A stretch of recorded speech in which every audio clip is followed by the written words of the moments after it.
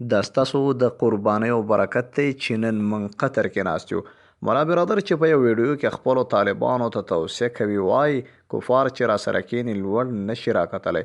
نوموړی ناستو کسانو ته د ورونو خطاب کوي، وایي تاسو ته اطمینان درکوم موږ چې په قطر کې کوم مذاکرات پیل کړي په دې به هیڅ معامله نه کیږي.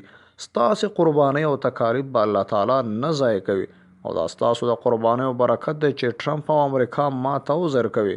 ستاسو دغه تکلیف او دغه خوارۍ چې تېرې شوي دي دا به بس لاړې نه شي، پر دې باندې معامله نه شي کېدلی. د الله سره راځي که کلي که جزي خبره موږ هلته کوو، د مشرتابه سره یې شریکوو. دلته راځي دا خبره د مشرتابه د علماو د شورا چې کوم مشران ملګري دي د هغو سره شریک کېږي، بیا هغه خبره دوباره موږ ته رارسېږي، نو باید دوباره موږ په هغه عمل کوو.